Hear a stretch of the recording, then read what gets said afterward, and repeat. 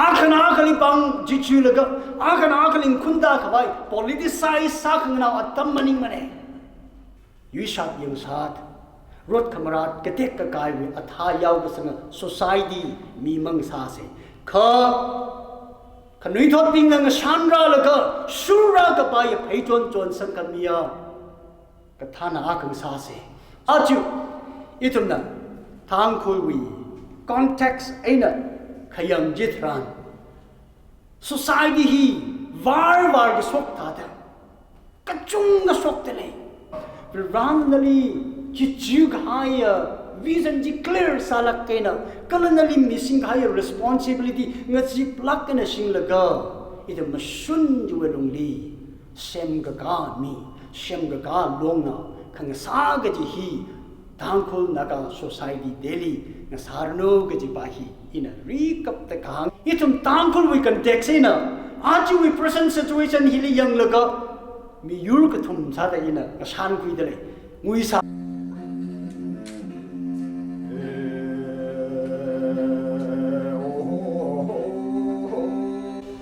tangkhul naga society daily na hot laga ka khum mena se ha ga sa kan hot ni ning uplung sang laga se ga ha ga sai ning shida ka tom ra da ra sang da khlaya akhok ra kala avung ra da tam sai korali privawi makwa da sok ning saruno kala recapta ina drang da thada khlaya Delhi Community Church mi mathune na na tum ka dong ni ring ha salam ka ji phun ni achu important salak kaya situation hili shim song leida klai context ina kala Delhi hili leida klai itum tangku na wi context ina se ha sa daga prana hili ka sakmi kaya di khur aga kni atim nga di share sangai se ha ga sai ning shida itum nang rum bachuk rum kwai sa si ina tui hau sa da John F. Kennedy na hanghai tuyaka itum katong ali paning sakai ana hida da hange ask not what your country can do for you, ask what you can do for your country. Knowing laina nali ki sami saprakala kajihi manghanalo kha nana knowing lain vang ki sami saprakala kajihi nghanlo the hangai kalika tangkul yurhina naga yurhina nali ili darga sa atam naya jishi gija nali darga samai thui giji ili darga samai thui gija atam ji achu hine jaina tangkul naga society Delhi na rung laga hot laga sihasa khamrum atam sahauda nashi dener kathar hili rin laga encourage sak ngaija fight a good fight, keep the good faith, kala finish the race where you have begun today. Kapara jing rarse shit ka sang khangatar aina makham shungjeli itam compromise masase aju ina nana songjang khipok kai hi ka pha khaya aina ka pong khayang aina kup sangse kup janglo ka ji hi ka hang aina mishida in a thought provoking message aka aina iwi tu hausada nathumdi present sangai why two societies with the same name kiwi wangina ngarai ka cha aming jena society khani kiwang ringa ka khlekla ina makhlat thaimata khlat muisa ka ilga phyo milo tangku naga society Delhi hiwa tangku naga long Delhi aina khang taima lai mane ming pho hi the same name to society achu itumwe atam situation hili tangku naga society Delhi here government registered body ne Jaina government ni khang sunga od masa bai mare kho tangkul naga long deli hiya shimsong leida khlai tangkul naga long deli hili musun laga od ka sa long naw ne ta phayet ni naw da khlai atam maning mane akhana khali pang jichu laga akhana khali khunda khawai politicize sa khang naw atam maning mane Jaina ambition sa ngai akajia Aju itumli Virana nali li kapangkui laga Hi salo da Missing gaya ot ngaruchi Nana teiga sak laga Itum Iur hili Katong gaka Maling makang lakena Kami sunga Lega siwi Kok kayang gagasawi Piao kami wi Atha yaw gasang atam ne Jaina Itum Yu shat yung shat Rot kamarat ketek kakay wi Atha yaw basang society Mimang sase Kanui thot ping nga shanra laga Surra kapaya paiton chon sang kamiya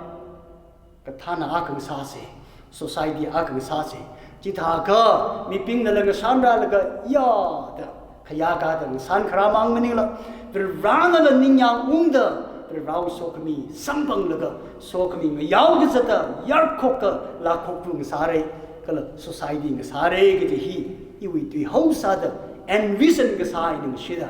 kan hot ka sani aju itumna thang khulwi context aina khayam jithran society hi var ke sok ta da kachung ga sok te le Muchuk ka iwi ningli Aju society Var ada var sok tak lehi Personal political mile age kui kabai wibang ina haite Tala muchuk yang gichane Or kachik thana wala Kalaktawi katong Targa sadak lay Lan jisan bang kabai wibang Nasatu yawai de Tala i kway sang sayang chane Chikatha society jimbasang sakasay ka Randomly Jijuk higher vision ji clear salak kena kalanali missing higher responsibility ngaji plak na sing laga ida masun juwelungli sem ga mi sem ga longna khang sa ga ji hi tangkul naga society daily na sarno ga ji bahi ina recap ta kane ajui tangkul we situation naga yurwi situation itum nga sanung laga itum we alungli ina batai lakina naga yur khang de jile no house itum tangkul we kan dexina aju we present situation hili yang laga mi yur ka thum sa da ina san kui de le ngui sa ka pyao mi lo kha i we phap ka ta we alungli tangkul now a yur ka thum sa da ina calculate sa laga san kui number 1 aju we situation hili personal gain we bang khalaktawi tarka ka sa sampang kawai khalaktawi pangkhong ji secure sa kui kawai khalaktawi aming hi ngayaw kui laga mingsak we bang da ot sa da klai tangkul you group akalai de la yai te da ina nga san wa ye iwi nga san ka ba iwi calculation ina ngui ka pheu mi lo kha iwi deula kai ma chu ka sap ning chu khe na ma chu ka ji thai de le ka khani group aka hiya khalatala punga pa la ka mi ping la na ning sui da khang sa ka group aka la thai de le mo a chu itum na sim song sok tak le o chot ka tong hi thai sa de le hi we alungli hey itum hi rai ma sa bai mane itum mang ran dang e oh itum we chan ga se khili sa chu la ka itum we ceasefire hi kai hau gi jene china itum rai ma sa bai mane itum ka pha khai na nga jam kui gi jene ta athum khalak ta la pung ga pa la ka achi itum ka chung ga la ning sui da ka mi sa ka group rar haida awi shimluing nga thui sang gi ji sa sang gi ji sa sang sarau da ya sar lam so gi khirai sa ra kla sei da ning sui da la ka pung pa la ka pam thui kai group la ga khlai da feel sai กฐานะคำสาวจะไรสายก็อีกลัดตละสิกรุมาสามนี่วิชิมคุยละสิกรุมาสามนี่อิลีราซาจิเรยวิชิมคุยราซาจิเรยวิลันฮิรังกับปนทุยฮาวเรชิมันฮาวเรกจิวิปุกงปาเชนมิลีละนิ่งสุดาคำสักกรุ๊ปฮีไทยเดเลยก็จิตากรุ๊ปอาคาวละก็ซาลก็ทีกิจิมาหดเลียอุบิเหตุดาลก็ทีกิจิมาหดตีวะมาชุนจิวิบังฮิกท้ายนิ่งนิ่งกาลก็ขยักขลักกันทีกิจิเนี่ยจิวิกรุ๊ปอาคาวเลยเดเลยเขาอาชูอีวิ calculation เห็นงชันวาลก็ตั้งคุณอายุคิดทำซาดไทยเด็กเลยจิวิงใจจิลีน่าก็จิตากรุ๊ปจิลีฟิตอินซาดเลยตัวก็เลยก็จิตากรุ๊ปจิลีฟิตอินซาสิก็เลยก็จิบาฮีนั่นทำลี challenge สังไงอินะนาga yurwi avavuna da thai dakle a za fizona hangai aka ana hita ta hangai hi idam pani umser se laka machuk yang se ana hang dakle hi nagas will never surrender in the battlefield but many nagas will fall when money is shot through the barrel of gun naga yurbing hi Rai mengalir setelah itu nama ham senglak mereka kenaga juga cung gahi konglui hau kau nama thairu maning la nama juga na paisa kap sok laga kap kerajaan frandi paisa jadi lagi si wibang paisa jadi ngapon kawai wibang ena kalau tepung apa yusat yang saat kecung galai laga paisa jadi lagi si paisa jadi kenghom jadi wibang ena kecung gahi konglui hau kau kejibahi itumwi naga yurwi abavuna the thai the player az fizona hang maran gai awi maran gai tuijile achu itum naga yurhi itum dangpul yurhi awi maran gai tuijile ring lak tale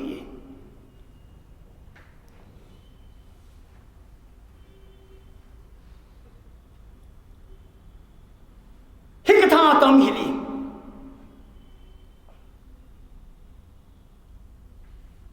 itum li lap duida ina envision sak ngai aka itum naga yuru context ina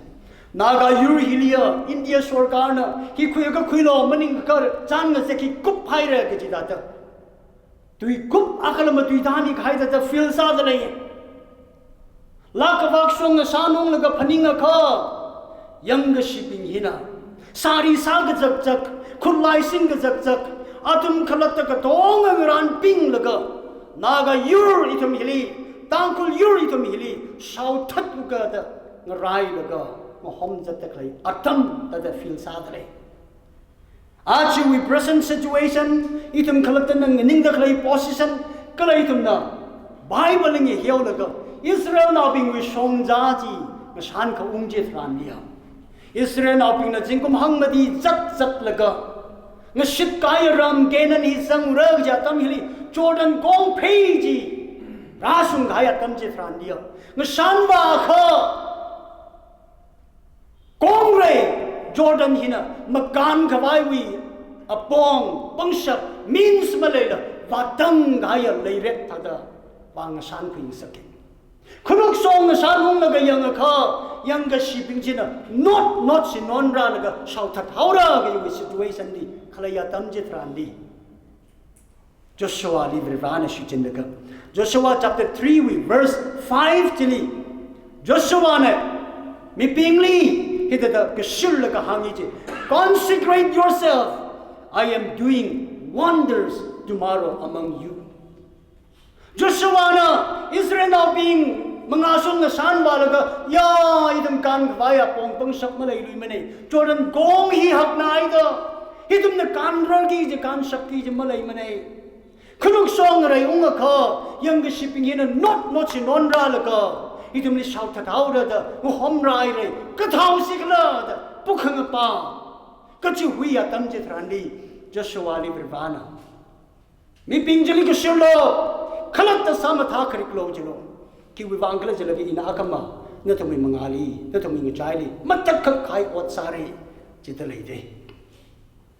ngarai ga cha tui pam he na achu tang khuna itham ping heli naga yur itum ping hili achu rajang dak laya itum hopefully encourage sak ngai ka shirk ngai pujia ran kriklo samatha kriklo Privananali mi dak laya vision akaman na sambangig je sokami prirawi sokami sambangig chi perceive salo nsan balo thai balo kagathumali get ready for the new things Privanana we mi ringe shichin laga matak kaya ka thara ot sagi ji sokami ka thar pungragi ji juga na ready salo ready ka samang maning lanali shichin laga achu tangkol your hili Privana sokami ka thar pungrami rada leida klai hi nali shichin na ka pungragi ji ne kha nang ran khar khai la thar theng hai la Privana chichu da klaya vision ji na thei sak lai la Privana ya khon ji na sha ka jak laga with clarity with conviction na I Privana bang kala Privana chishin da klai what he sing laga in rai manga mui barada maning ka da klaya akok pung sa da lai la ga ji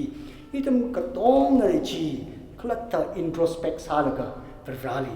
han ka se Kiwi bang aina Israel now being hina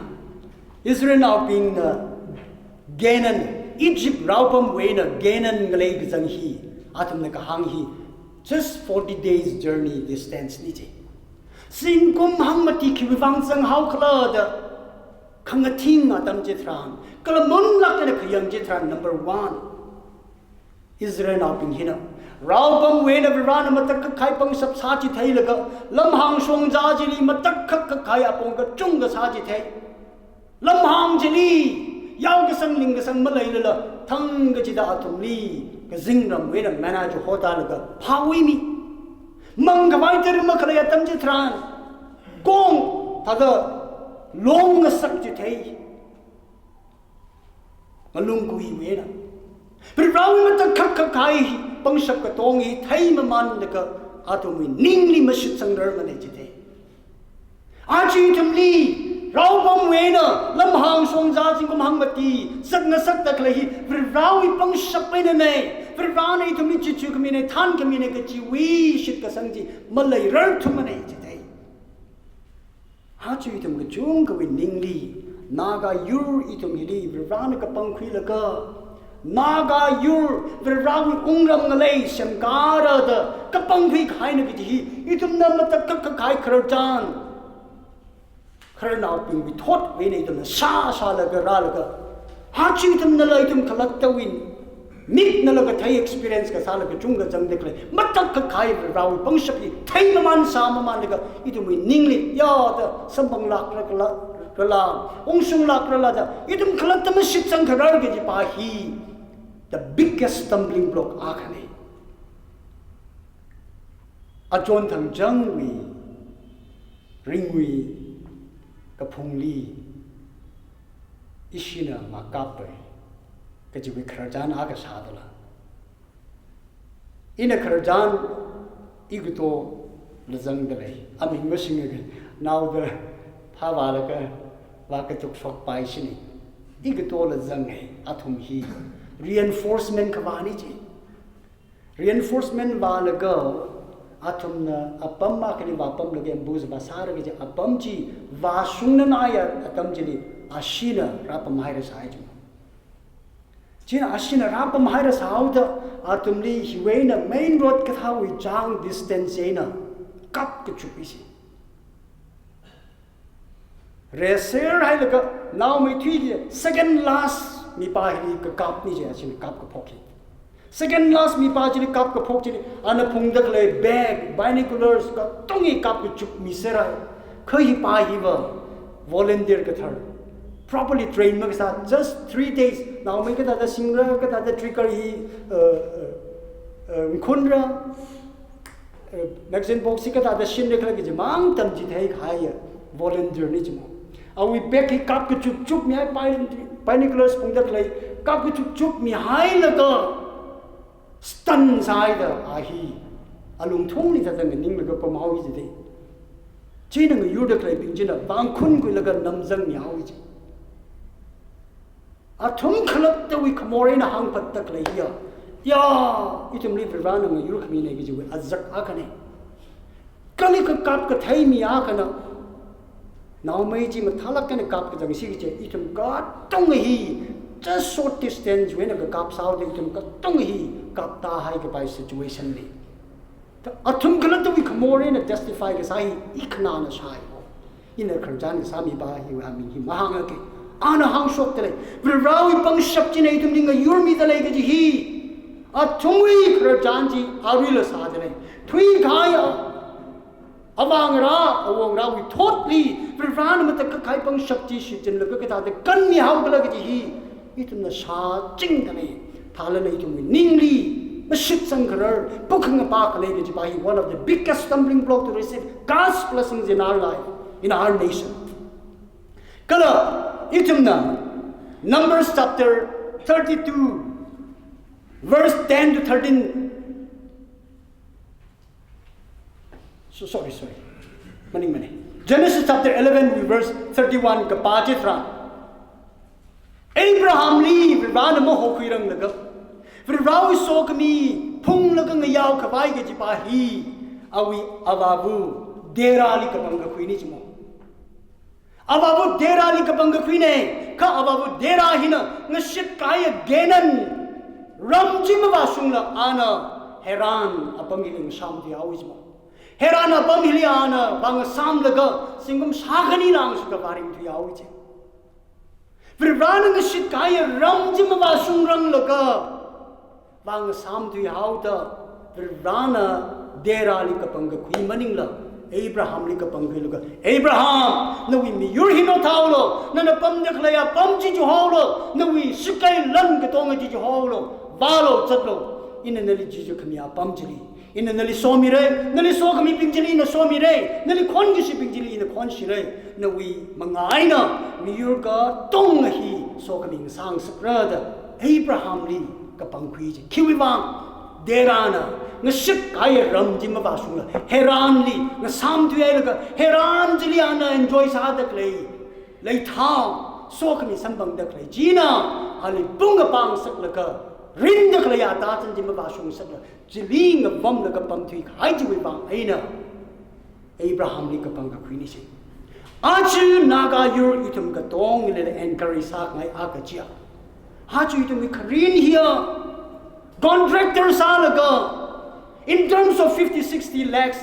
earn salaga, 1-2 crores earn salaga, ring laga laya, lakena laya, shorena, pam thui khai kich pahi, virawi, purpose maning mane. In your purpose maning mane, ngashik kaya ramji mabasung rangai. Adachan ram, we reason ji, mashimana se. Khajiling shan laga ngaship kaya ramji ma basung nang lagai na tangda ka chot ring ga shi ga chung ga leila idum li yu shat yang shat ga chung ga leila idum li rang sung lala virana jishin kaya ot mi ruti sing laga faithfully idum li shong ja ji makup rang lagai ina tangda commitment a ka wilong li idum ma pong ka pha shong ja khang khui ga laga jat ka ji pahi important ne jaina ka ka thamali unrepentant sin ning makamtai nawi moreng thum khai chu wang ning makamtai aramachi itamna yang dak vaisa se three main stumbling block here unbelief unrepentant heart ka thum bali stop in a halfway kachi ka thana distract sang sa kai laga atajan ram song ji ma sung ram laga ithum khalakta Jithit hai laga hachu ka chung gana jat na hom ka nawi au ka tho ka thai sorry au ka thai ji wang ru ka chang ji wang jat na hom ka naw mang che na isho na awi mirror wi shun nor ja khai ji ta achu tang khol yur wa lungli naga yur wa lungli nawi au wi ka thai ji mang ji li rin ka naga yur wi ma shun hi yor ja khai mi ta da ka chung ga i thum ya lung li lei dak hi nga tang khui se mo hi na rang laga rawi kon sa ji ma sam bang dang laga a ji thum na a ta jan ram song ji ma ba sung rang laga nga sam ji ha ya ka Nagaland rawi ungram sem ga ra ji hi India ina Myanmar we ang China Nagaland Rirawi Kungram Semgara giji hi kachikita Euro akana Vareshiwi ngalay Semgara giji hi atum we blueprint laylaka blueprint kalay mang miningla atum ground reality lila what salaka draining nilaka achu itum tangkunaw ping hili naga your hili south thaura giji we preparation lay ping ay laga lay deklaya tami hitrandi itum halfway jili kachikita what you're akali itum district salaka thui khai ge ji masang sakase kakhani ali hili itum khalat consecrate salo ge ji pahi number 1 consecration thermatang curriculum ngaran lo ge ji wi ka khalat ki khalat ka number 1 setting apart hili matai lakena brawi sharuk na da khuishok khai ge ji pahi naklat the thermatang curriculum virana na mayani ka iwi mirini hi na wi wang sang sake iwi lon hi na wi wang sang sake iwi pangshap hi na wi wang sang sake the set apart sa khai ng sang saklo consecration ke ji ka klat aju idum kya khana klat the consecrate salaga virana na ilishi jin ni logi kya khana sia ga sai ning se da chikat ta khlai Manano, you know, get the Zang the lady do. Hana na Virali, Vira, you know, Shumpune. Then a swami lagain now me Shigja, in the we autumn took life from Egypt brother. Virali, Hanana, chop like a jar like a Siakasa, Virana Lumshani, then Hankak me at Tamjitran, Virana and Hankami out, no shit, I do what they should have. You will now meet a Samuel he, Virana with Bangasar, the Kachikat Chitran. Virana Samuel Lishichin Laka Israel, you booking about them Jitran, Chichu Kamia Maran Akang Sada, Virana Samuel Lishichin go. Achu Naga Uritum booking about them Hitran, Tankul Uritum Rot Marat like a tick Kai like a pung about the clay, them Jitran. Thermatin Kai like a chicken Kaya, a cock or a cook Saka. Achu we taught you with Samuel Dada, Virana Nalishichin Gada, Nali Achu Hotale. Kakhani li tum na kiyam chitran Abraham na Isaac li ring thar chikat sal ga phuk pya chitran Virana Isaac li somi laga Isaac we mangai na Jacob raprang sa Jacob we now tune na Virana somi laga David li raprang sa David we now tune we mangai na ogtui mi your hopeful we kahuya akawa praho Jesus Christ raprang sa ken achi tum we na jaili Uklung ning pam thermatang krik laga Virana wibang saga da set aside sakaya yarkoka la kokru jangdala yakha Virana nalishichen laga tangkul we savior akang sada naga you we savior akang sada nalishichen kawai ajun naling hotali na we uklung ning pam maya laga mami sangai rito thermatang krik laga shichen lo da Virali hang sanga La cock would jilly, yar cock jilly, Virana Shuchinga, which he archie to me come hot name. Kaladarka Sami Twig, a Tamchi Archilaki. He don't see how signing Shida. Mashunji take is a glugger, Mashunji Vivang, Brivrawi Banga, the Ningaga, Atam, Nasang Success. Kakanieli Joshuana, consecrate yourself, Thermatang Kriklo, Akamain. Number 2, personal repentance. Biggest problem, Naga as a whole, we, Tangkul, Iruwi, biggest problem here to me, Pap Katali Kido. Number 1, unrepentant sin. Unrepentant sin. Itum we ning makangataya morela idele itum we plungli. Itum we lungli ning. Mga tayo mahang pat na layda kaya moriji kima may doda ina ili hansi gijia. Number 1, pride. Langsot we gizat ka sa adalay. Ayachang itum na pao sa adalay yang. Jalengrong United Front na I am panglaki ng gap talayda. Achi we hapta mang hili kanishi ayre. Kanitang ayre ng gap talay yang. Kidohi. Ego we raine, langsot we raine, maham sang ngai we, ya yon hai to ngā cham hau se machi khangai wi lang shot wi rai ne ha chi tum kalak ta tang khul naga yul khang dei chili no thau se itum tang khul wi alung li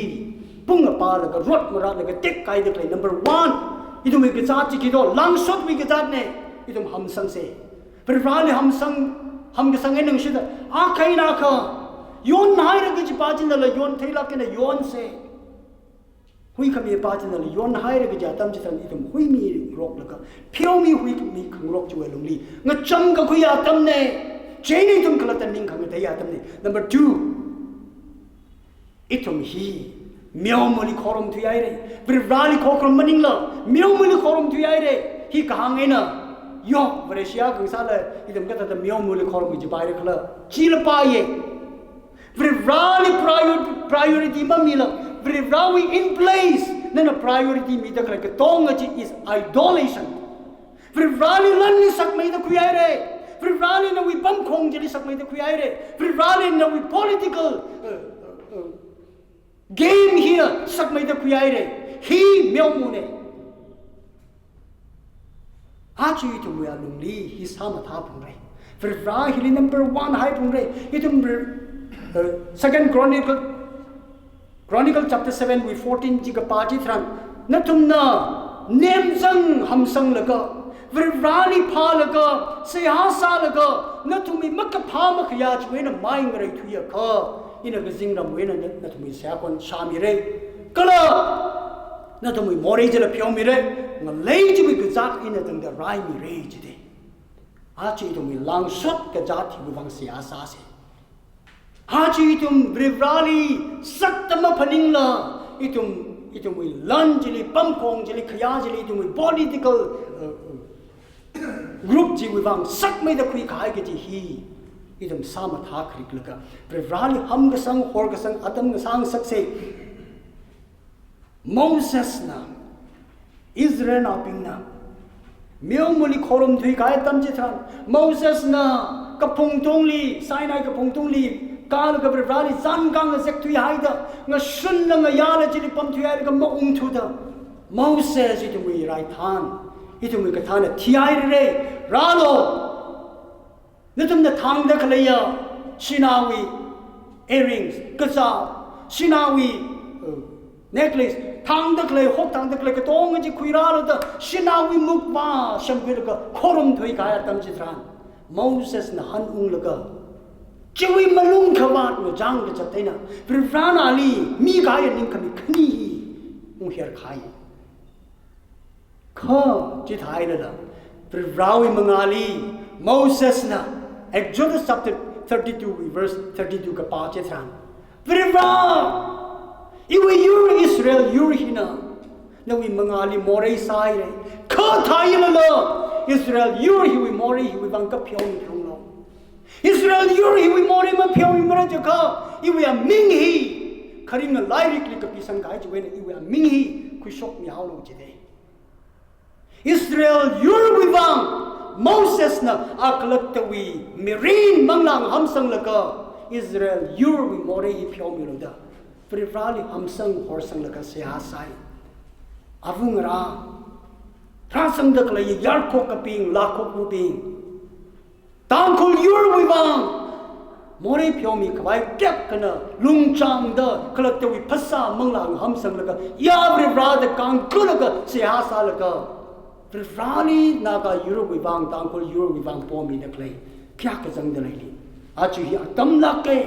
itum ning khang ta ye ning se da khlak te wi more hang ka pat shim ko wi more hang ka pat itum tang khul yur wi more hang ka pat na ka yur wi more hang ka pat ai ning se da itum jam ga kui khok ka yang ka sa phi la ka rawi ning ka jang ji ka ji khla da ka pha tam ne naw mai thui da ka ka thum ma li spiritual preparation mang la rin li itum ran khrik la ka Virvana salo da ka chi chi atam ji thran without delay itum phai ka kar wi wang khang ran sa khrik la ka pam khang yi atam ni Joshua na ngashit ka ya ram ji ma chang su jaw rang la ka Israel na ping hili ka shir la ka hang da klai chia Israel na ping Achu no tumna Karinga vibra Yahweh li Otam kanga tuhi Ningyang ma ong mana ma pen mana jahira jaka Kong pay makan laga Itumna Otam nga tugasa Kala awa ying rabina Otam nga tugasa Myo mo jili otam nga tuga korum ra jahira jaka Ajuka panglo Awa ying korum gasa Otam nga tugasa Myo mo jili korum raga Otam nga tuga Karinga vibra jili otam nga tuga Ka Iva Kala iwi shimkora Vrivali Seba satura Gajithata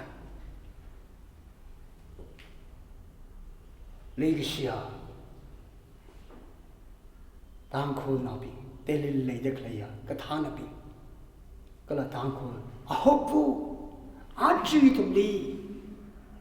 Vrivrawi manglana kashirmi dale Vrivrawi akonsalaga Vrivrawi gajichu vision ji sambang laga Ji shingaya responsibility ji pung laga Chot lala jang lala Vrivrawi otam guturai Yuri le otam guturai Da ningar ka Ili offer sadak laya land Bamkong kaya Ji kuira Aju idum kabang kasaksay Vrivana Ninyang kong juwalong di Vrivana ka chuchu ji mating krik na thay ka zak laga Manglar